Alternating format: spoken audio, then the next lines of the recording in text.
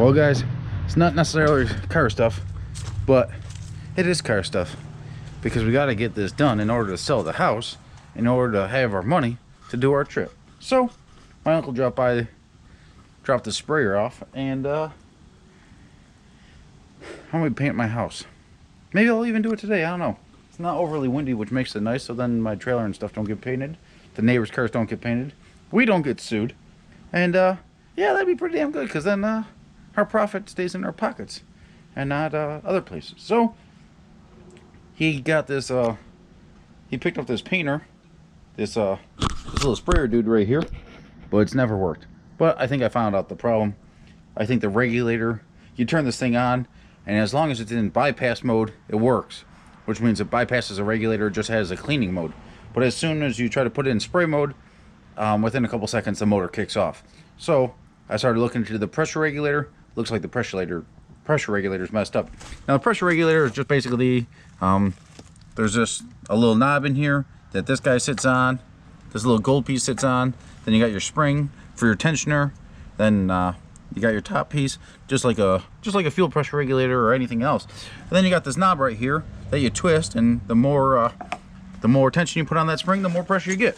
Well, that goes onto that little knob right in there, but we got ourselves a problem.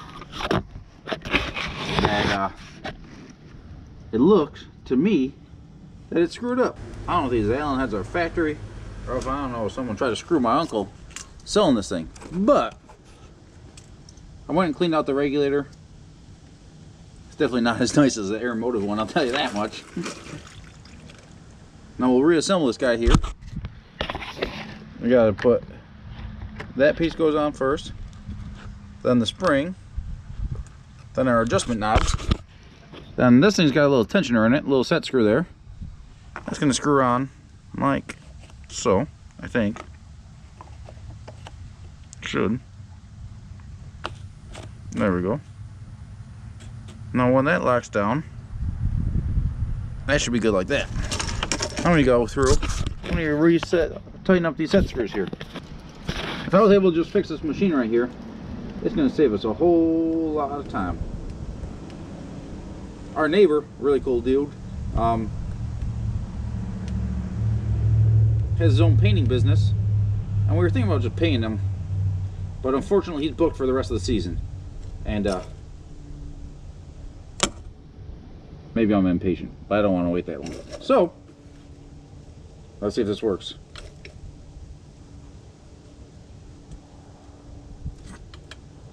Maybe we tripped the breaker again.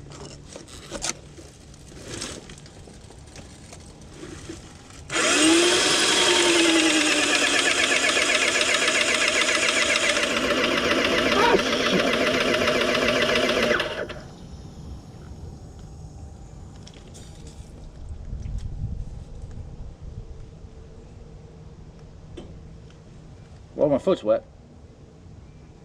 I don't think it works.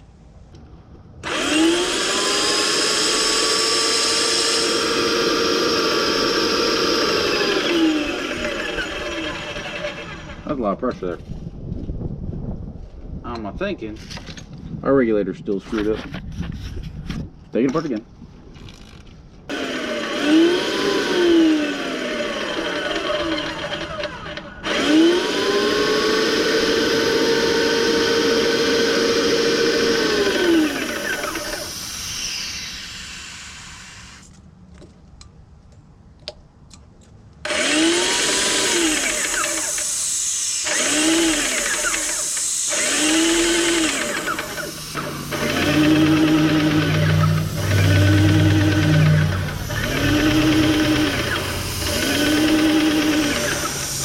think I fixed it.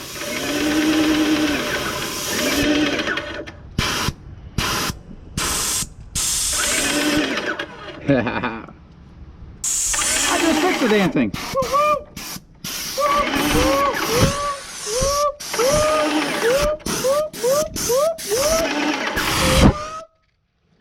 Oh, I got you guys. I got carried away. Hey, babe! Hey, babe! Are you proud of me? Back in our nitrous days. You got runs, babe. Your paint's running.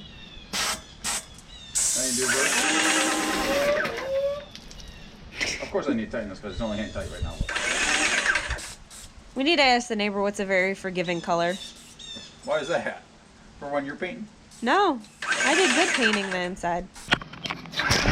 Nick! I didn't mean to do that.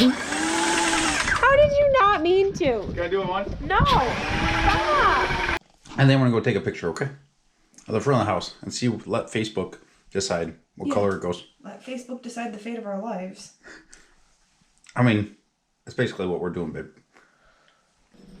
I don't know about y'all, but I know about us, and I know how to paint. Wanna come see? I don't think you know how to paint. Bro, I'm like an expert. Well, I'm not really like an expert. You know what? I think Uncle Jim wants a cookie. I was gonna make one. Hey, can you come look at this? Yeah, give me a second. For real, come on. I'm coming in a second, Nick. I'm like proud of myself. Okay. I think I fixed this thing. I'm proud of you if you fixed it. You should be proud of me all the time. You're my girl. If you didn't fix it, If you're I'm confident you will fix it, and I'll be proud of you then. Hey, I guess we could go with that. Hey, come paint this thing. Why is it really running? Why is it really running? Yeah. Because it's really running because Water in the line. there's water in the line still. I mean, I thought you were a professional painter. I am. But even professionals make mistakes occasionally. That's Come a on. rookie mistake, dude. Whoa! Oh God. Bro, lower than that. It scared me. We're not trying to paint our trailer. It's like Probably stay about a foot away. it doesn't bend. Stay about a foot away. One hand. Cause I have to stabilize it because it doesn't bend this low to the ground. Okay, whatever.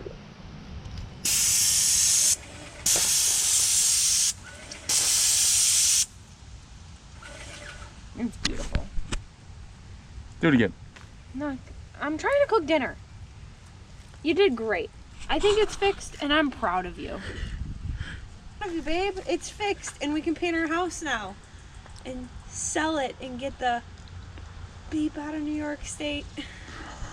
Hey, babe, what you think? No, come around. I'm painting the house. Too late, but I think I like it. Yeah. Can you? Paint the white stuff up there, Nick. I didn't do that. Oh, look at that booty. Guys, she locked us out again. You're a loser. Oh, we can totally. Once we get the car finished, we're working on getting the house ready to sell right now. But we're going to be living in the school bus that we have, and we'll race and travel around the United States, and We might even come by and visit you guys. We're gonna be traveling. We're gonna be traveling all over the place. So we're gonna be doing some racing, like what we'd love to do. We're gonna be doing some exhibition stuff. We're gonna be doing some shop tours and stuff like that. And we're gonna do some I don't know if you want to call it guest appearances because we're just your average Joes. But we're gonna be doing some things where we stop in and possibly hang out with people like you, or stop into shop classes throughout our journeys, and kind of just go and touch base. And yeah, the school bus folks is really a cool thing that they're putting together, and they're looking and living in that, and just taking some time and traveling the country and making memories. That's living the dream. And you do not have to wait till you're my age to do it. Mm-hmm. In fact, it's better to start early and follow your passion. Mm-hmm. I mean, you can tell here that these two have a passion for what they're doing. Well, guys, it is 9:35. That means I got an hour and 32 minutes before I have to leave for work. Yep, 11:07 is the time to make it on time and have a couple minutes to spare. That's when I shoot for. So, I got the axle all squared up in here. I'll walk you through real quick. I don't know how good this video is going to be because I'm trying to get a bunch of work done before I leave for work. So, we got the axle jigged up here. We got the motor plate in the car square, but So I squared up the axle off the motor plate just by using a good square here. Square it up, and I did it with a level and everything like that, but you'll get a idea. So kind of squared it up like that, and then like that, and it's within, I'd say, a 1/16 of an inch. So way less than an 1/8 inch at least. So when I go to do the rest of the bars will have some adjustment in it, so I'll be able to fine tooth comb set the axle perfectly square with the motor plate if it's not 100% dead nuts on, which I'm pretty confident is 99.5% of the way there. So now coming over here, we're getting ready to put these sleeves in here. These sleeves, we actually cut them out of the 30. Took the plasma cutter to them, and Maddie cleaned them up with a good flap wheel. So these guys will actually sit in the frame like this. They'll get drilled hole in here, and they'll sit in here like this. And there'll be another one on the same 6-inch on center like that one is. So what we're doing here is let's see where I can put you so you can see what I'm doing.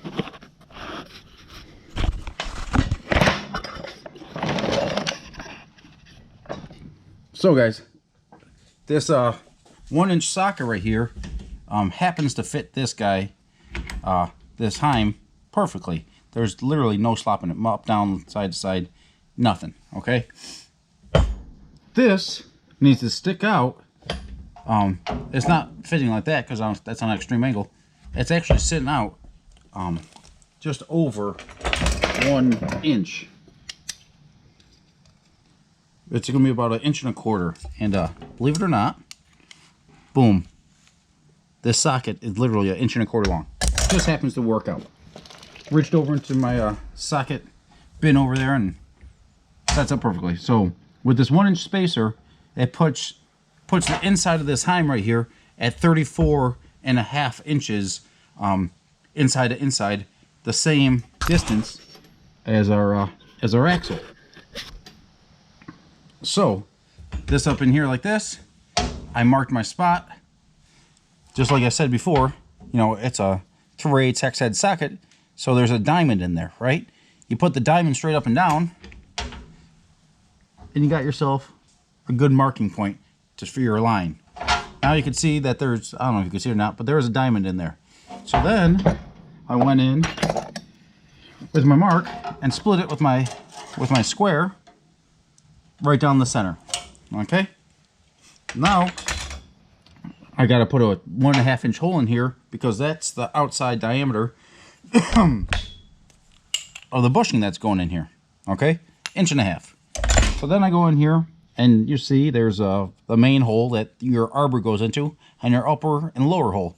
Now you go in here, and I want them all the way up at the top here, right where the roll starts to go. And then you put our line right through the upper and lower hole.